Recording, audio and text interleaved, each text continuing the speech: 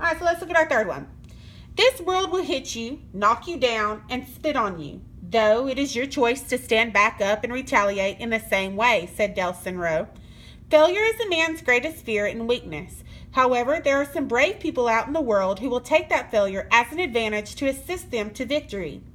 To not succeed can motivate one to be more determined, to not fail, and have an increased level of self-confidence. Okay, so let's go straight to our hook. Let's go pink. This world will hit you, knock you down, and spit on you. This is obviously a quote. Okay, so our hook is a quote. It's always a good idea to use or to at least memorize a couple of quotes that can be used for any type of prompt that you want. If you're a quoter, I'd say memorize a couple. All right, so now let's go to our cushion. Let's go purple. Failure is man's greatest fear and weakness.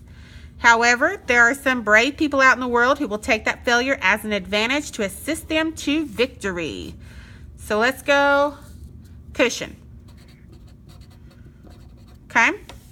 And this cushion definitely talks about failure.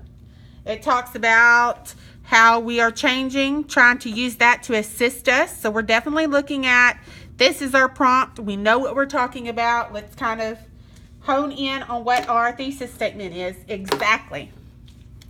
Okay, so, and that's a typo of me. I should say to not. To not succeed can motivate one to be more determined, to not fail, and have an increased level of self-confidence. Okay, obviously you are seeing 3 different ways to start an intro. So far, 3 different ways to do a thesis statement. And no matter what, we're still honing in on what our 2 points are. Okay, to not succeed can what? Can motivate one to be more determined to not fail, point 1, and have an increased level of self-confidence.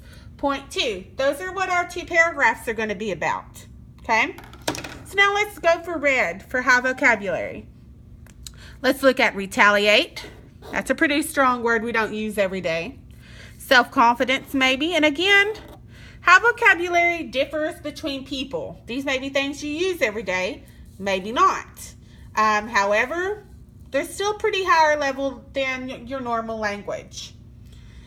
All right, and last but not least, let's look at what our 4th one says. Somewhere, a young boy is standing in a backyard with a baseball and a bat in hand. He throws the ball and swings over and over again. Every time he misses, he rubs the dirt from the ball and swings again. Every time he fails, he tries again and becomes stronger. Failure is one of the greatest teachers anyone can have, and it helps strengthen and solidify a person's body, mind, and character. So this one definitely uses something a little different. It's what we call an anecdote. So let's underline the first couple of lines, because this hook kind of goes a little further than just the first sentence. Okay, so here's our hook, and again it's called an anecdote. And what an anecdote does is it tells a little story, short, sweet, to the point, to get whatever you're trying to say in, but only within a couple of sentences, because we don't want to run away with this in our essay. We want to definitely stick with getting straight to the point of our whole paper. So we tell this story of this young boy who's having an issue with swinging this ball in baseball and striking out, obviously. Okay, so let's go with purple for our cushion. Every time he fails, he tries again and becomes stronger. So we're looking at our prompt. Fails, stronger. Okay, so we're looking at our cushion. Obviously, we know what our prompt is. We're talking about failure. We're talking about gaining strength from that. So let's go orange. Failure is one of the greatest teachers anyone can have, and it can strengthen and solidify a person's body, mind, and character. Okay, so we have here a couple different ways of doing this. It helps strengthen, okay, and then solidify a person's body, mind, and character. So we kind of have a little weaker thesis here, but we get the point that they're talking about. All right, so I'm going red, and I'm going to circle solidify, Definitely a higher language. Let's see if there's anything else. Not really. Okay. So we have here 4 different introductions. Okay. We have our quote and our cushion, or our quote and our question, a general statement, a quote, direct quote here, and an anecdote. Okay.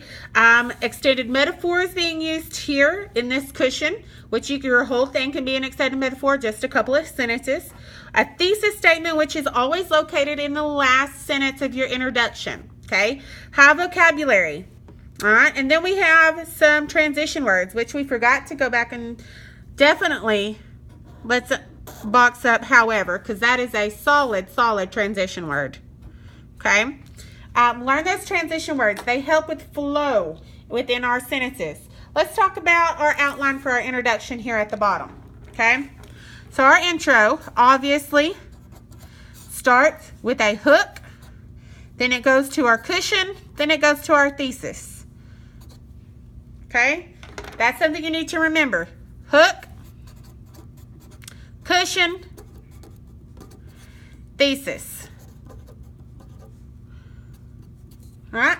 And then from there, our hook is obviously our attention grabber.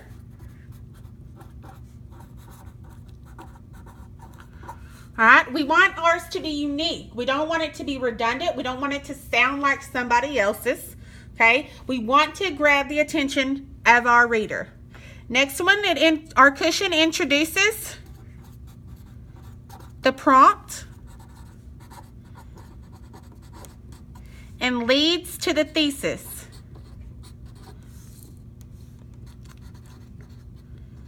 Okay, we definitely don't want just a couple sentences in our introduction, so we want to grab that cushion to start slowly leading us into our thesis.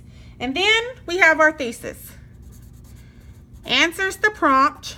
That's the most important thing, is that it answers the prompt. And it usually does that with 2 solid points. Okay? This is a lesson in introductions. As you can tell, it's very colorful paper, and hopefully you will utilize this source as something that will help you get your introductions where they need to be.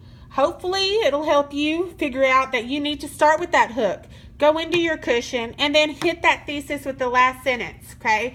Make your introductions powerful. Okay? Make them memorable, and start that with your first sentence, with your hook.